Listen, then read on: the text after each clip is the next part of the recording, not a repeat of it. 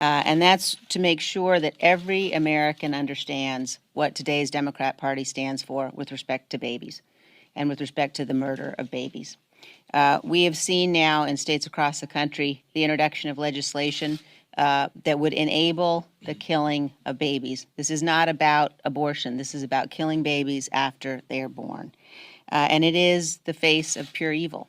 And you've seen the leadership of the Democrat Party here on the Hill remain silent while elected leaders, including the governor of Virginia, described in very cold clinical terms how he would in fact facilitate the murder of a baby that had already been born. And I want to say personally, as a mother, I'm the mother of 5 kids. I've delivered 5 babies. And the idea that we have to say today to mothers all across this country that we've got to describe what the Democrats are doing is really horrific. And I want to ask mothers across this country to join with us to make sure that we don't see our maternity wards turned into killing fields, which is what the Democrats would do if we don't stop this. So we are absolutely dedicated to stopping this, dedicated to protecting the most vulnerable among us, which are the unborn. And the notion that we're having a debate about whether or not you should be able to kill babies is, as I said, absolutely horrific and evil. And we will stand up against that.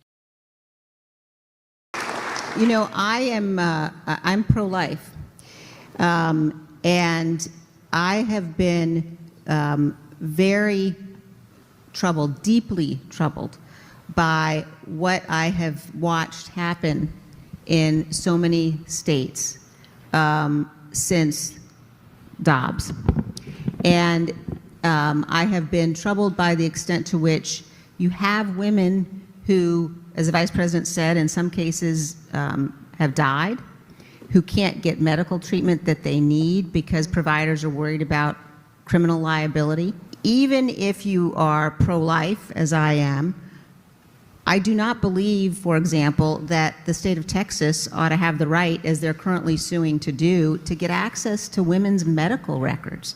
I mean, there are some very fundamental and fundamentally dangerous things that have happened. And so I think that it's crucially important for us to find ways to have the federal government play a role and protect women from some of the worst harms that we're seeing. But again, I just think that if you look at the difference in the way that Donald Trump is handling this issue, you know, Donald Trump at one point called for criminal penalties for women.